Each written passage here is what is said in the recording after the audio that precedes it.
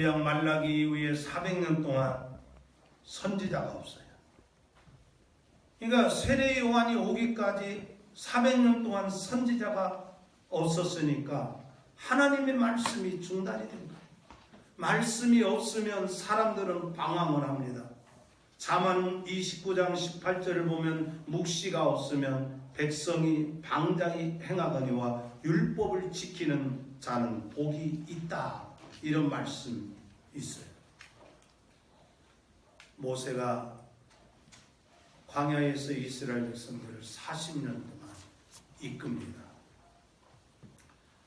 자신의 사명이 다 하고 육체의 죽음이 가까이 왔다는 하나님의 말씀을 듣고 이 모세가 하나님께 이런 기도를 드립니다. 여호와 모든 육체의 생명의 하나님이시여, 내가 죽더라도 한 지도자를 세워 백성들을 인도할 목자로 세워주시기를 바랍니다. 그래서 이 백성들이 목자 없는 양과 같이 되지 않게 하옵소서, 이렇게 기도를 합니다. 양들은 목자가 없으면 금방 흩어집니다. 목자가 없으면 이리에 밥이 됩니다. 예수님 당시의 유대인들을 향해서 우리 주님은 큰 무리를 보시고 목자 없는 양 같음을 인해서 불쌍히 여기셔서 주님께서 그들에게 말씀을 가르쳐 주셔요. 목자는 양들을 푸른 초장으로 인도하고 쉴만한 물가로 인도해요. 그러기에 성도들에게는 늘 신실한 말씀을 증거하는 목회자가 있어야 되는 거예요. 아무리 황무장사라도 먹지 못하면 쓰러집니다. 아무리 신앙이 어제는 하늘을 치솟는 열정이 있는 것 같아도 예배를 소홀히 하고 말씀을 듣지 못하면 사람은 누구든지 그릇된 길로 가는 것이 성도들입니다. 우리는 그만큼 어린 양처럼 연약한 존재인 것입니다. 이스라엘 민족이 400년 동안 말씀에 목자가 없으니까 말씀을 듣지 못해요. 말씀을 듣지 못하니까 영적으로 어두워져요. 암흑기를 살 수밖에 없어요. 그런데 이 암흑기에 민중들에게 희망을 준답시고 거짓 복음을 가르쳤던 랍비들이 있었어요. 이들은 희망을 가져라, 곧 구원자가 올 것이다. 노마의 식민지에서 우리를 해방시켜줄 왕이 올 것이다. 죄에서 구원해줄 메시아를 전해주지 않아요.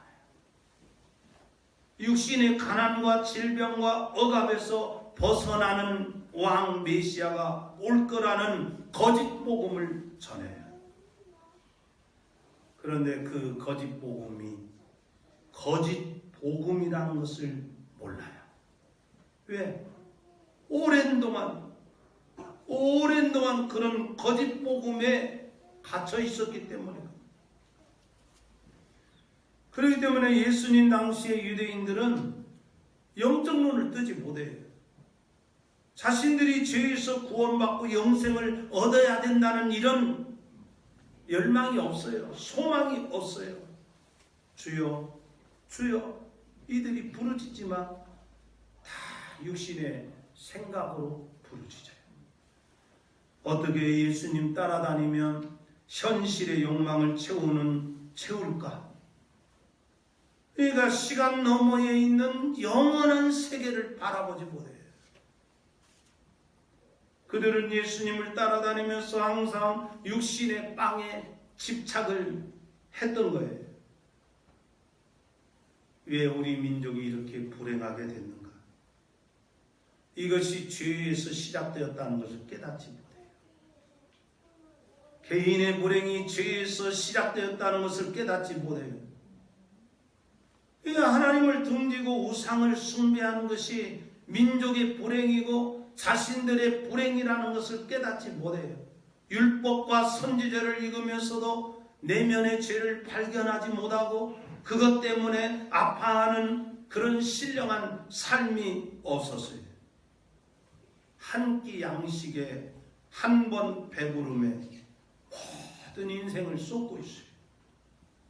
예수님께서 보리떡 5개와 물고기 2마리로 5,000명을 먹이신 기적을 보고서 그것 때문에 예수님 따라다닌 거예요. 민족과 개인의 축복은 하나님에 의해 통치에서 온다는 것을 우리가 깨달아야 합니다. 아브라함에게 주신 언약 속에서 죄의 구원이 있다는 것을 깨달아야 돼요. 그러니까 이런 마음은 민중들만 그런 마음을 가진 것이 아니라 제자들도 똑같았어요. 예수님을 따라다니던 제자들이 서로 높아지려고 해요. 세상의 명예를 탐하는 그 마음을 벗어나지 못했어요. 주님께서 제자들에게 너희가 높임을 받으려면 섬기는 자가 되라. 낮아져라. 이렇게 말씀하시고 나는 섬김을 받으려고 이 세상에 온 것이 아니라 섬기려 하고 내 목숨을 많은 사람의 대속물로 주려고 왔노라. 이렇게 하셨지만 이 말씀의 뜻을 제자들 깨닫지 못해요. 사람이 먹을 것과 마실 것, 현실의 쾌락에 집착하며 눈이 멀어버립니다. 진리를 볼 수 있는 눈이 멀어버려요. 진리를 볼 수 있는 눈이 멀면 마음이 음흉해지고 악해지고 완고하고 고집스러워져요. 나귀 새끼를 타고 입성하실 메시아는 하나님의 구원 사역을 성취하러 오시는 그 길이란 말이에요. 예수님이 예루살렘에 입성하신 그 입성의 길은 마지막 길입니다. 이 길은 죄인들을 위해서 죽으러 가시는 길이에요. 이 길은 고난의 길입니다. 그런데 군중들은 자신들이 죄에서 구원받아야 할 이 사실에 대해서 깨닫지 못했어요. 구원의 은혜가 보이지 않았어요. 호산나 호산나 목이 터져 환영은 했지만 그 속에는 자신들의 욕심을 채우기 위한 환영이었어요. 그러니까 우리가 바른 복음을 듣지 않으면 결론은 뭐예요? 세상으로 가거나 이단으로 빠지게 돼요. 마지막으로 주님을 믿되 자기 자신의 현실적인 이익을 따르면 주님을 배반하는 결과를 낳게 됩니다. 먼저 다시 당시 바리새인들의 태도를 보면 매우 악의적이었어요. 예수님이 나귀 새끼를 타고 입성하실 때 군중들이 호산나 찬송하리다 주의 이름으로 오시는 왕이여 하늘에는 평화요 가장 높은 곳에는 영광이로다.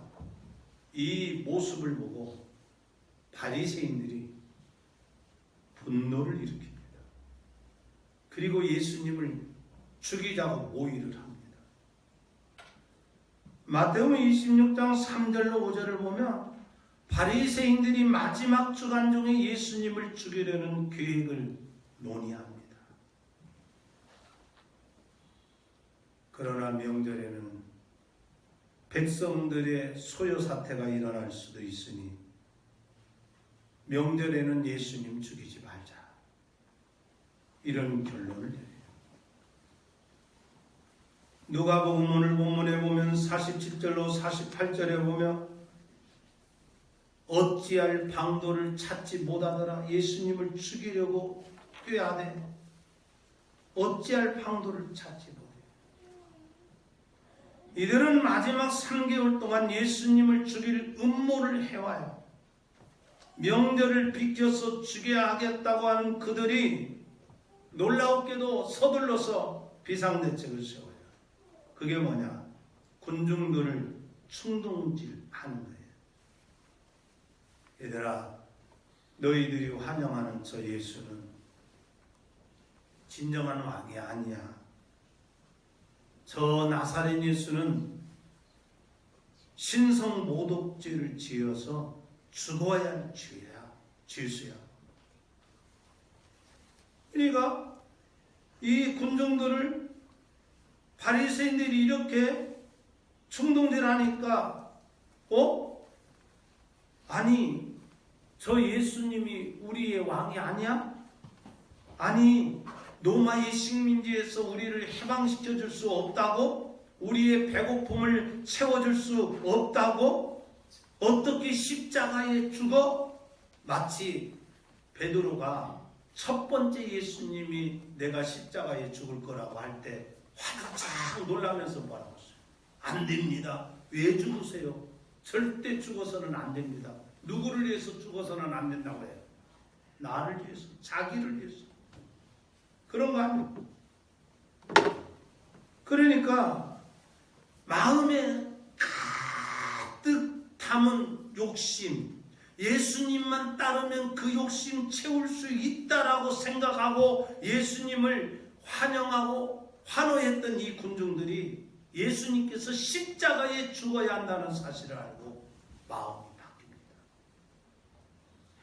기대했던 모든 그 기대가 무너지니까 순간 이들은 실망감을 갖고 실망감이 적대감을 갖게 되고 그리고 이 군중들이 바리새인들과 합세를 합니다. 빌라도가 예수를 신문을 합니다.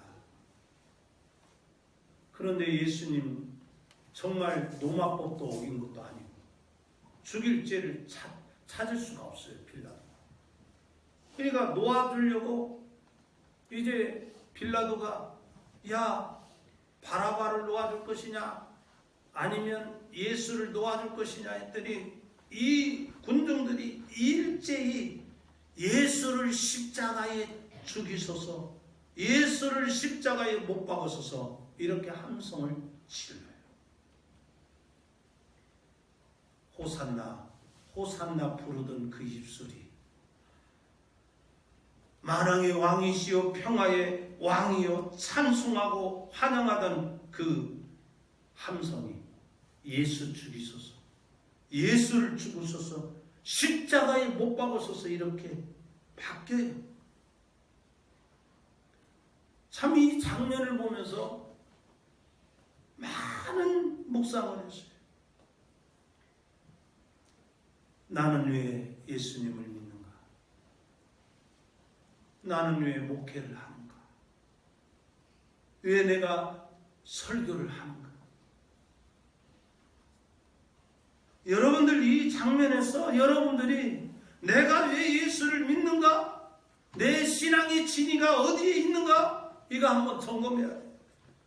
우리의 신앙이 거짓된 것에 포장되어 있지 않는지를 살펴야 돼요. 사랑하는 성도 여러분, 여러분은 어떤 예수님을 따르고 있습니까?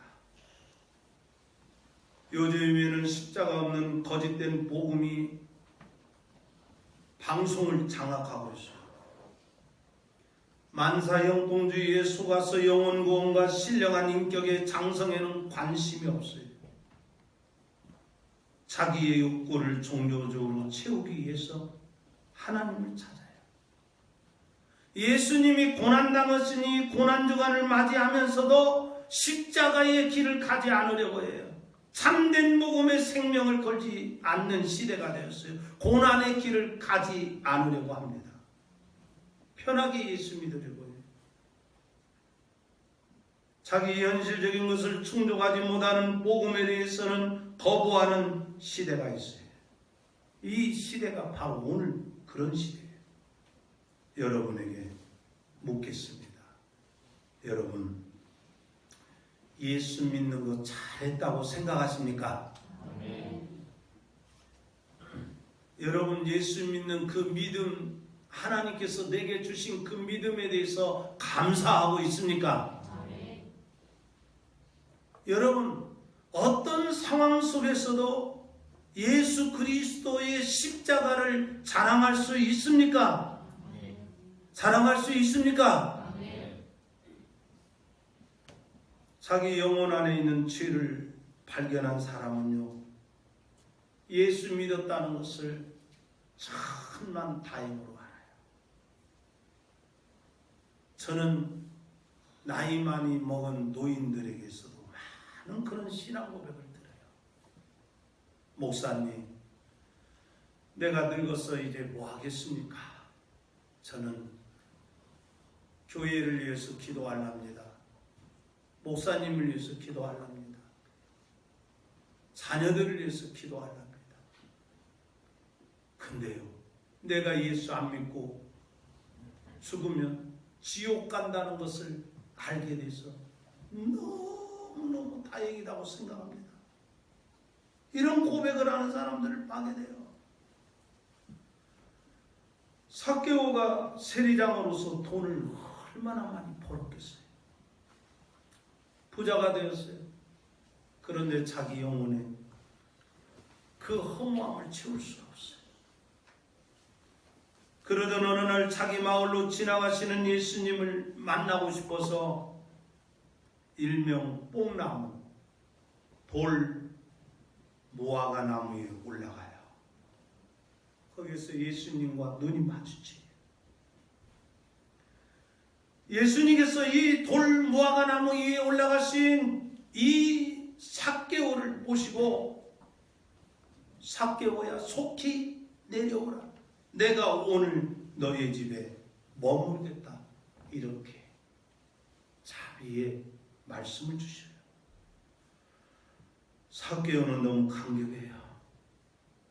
그리고 예수님을 모시고 집에 들어가요. 그리고 삭개오가 예수님 앞에 이런 고백을 합니다. 나의 재산의 절반을 내놓겠습니다. 만일 누구의 것을 내가 속여 빼앗은 일이 있으면 4배로 갚겠습니다. 회개를 합니다. 이게 뭐예요? 내가 죄를 지었다는 거예요. 내가 죄인이라는 거예요. 그런데 예수님 만나서 자기 죄를 이렇게 토해내요. 고백하는 거예요. 베드로가 밤새도록 고기 못 잡아요. 근데 예수님이 베드로야, 너 깊은 데 가서 금을 던져라. 베드로가 예수님의 말씀에 의지해서 깊은 곳에 금을 던졌더니 그 그물에 고기가 가득 차서 2배의 고기를 몽땅 채워요. 그리고 나서 베드로가 엎드려서 고백합니다. 주여, 나는 죄인입니다. 나를 떠나소서. 이런 고백을 해요. 죄를 안고 살아가면 그 영혼은 자유가 없어요. 죄는 불행하게 만듭니다. 그러나 예수님을 만나는 사람은 자신이 죄인임을 고백하고 회개합니다. 우리가 어떻게 예수님의 고난에 동참할 수 있습니까? 주님은 인류의 죄를 걷어내시려고 예루살렘에 입성하신 거예요.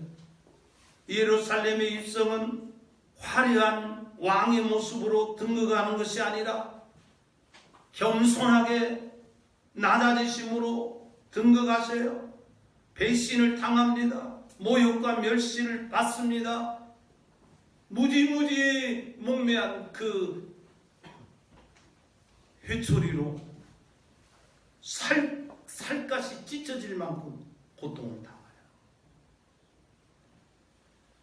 철부지 군중들의 환호는 곧바로 십자가에 죽이라는 이 성난 소리로 이제 변질이 된 거예요. 결론을 맺겠습니다. 우리 자신의 신앙에 실망을 갖지 않으려면 예수님을 바르게 알아야 합니다. 예수님은 나를 죄에서 구원해 주신 구원자이심을 변함없이 믿어야 합니다. 예수님은 믿는 자를 영원한 지옥에 가지 않도록 우리를 죄에서 지옥의 형벌에서 구원해 주신 분이에요. 그래서 참된 복음을 믿는 자는 생명에 이르는 주님을 구세주로 믿어요. 이 믿음이 있기에 어떤 어려움이 온다 할지라도 실망하지 않고 굳게 서서 구원의 완성의 자리에 이를 때까지 인내해야 합니다.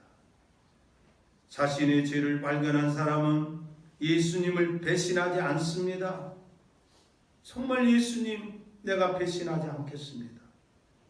사랑하는 성도 여러분, 예수님만이 길이요 진리요 생명 되신 분이심을, 생명이라는 사실을 믿으시길 바랍니다. 예수님 바르게 믿어야 할 것입니다. 아멘. 기도드리겠습니다. 하나님 아버지, 오늘 주님의 귀한 말씀 우리가 들었습니다. 우리들은 환호하는 군중들의 믿음이 아니라, 환호하는 군중들의 마음이 아니라 아기 예수님 보고 그 아기 예수님 앞에 구원의 고백을 했던 시몬과 안나처럼 그런 진실한 죄에 대한 고백이 있고 구원의 은혜를 누리는 우리들의 신앙이 되게 하여 주옵소서.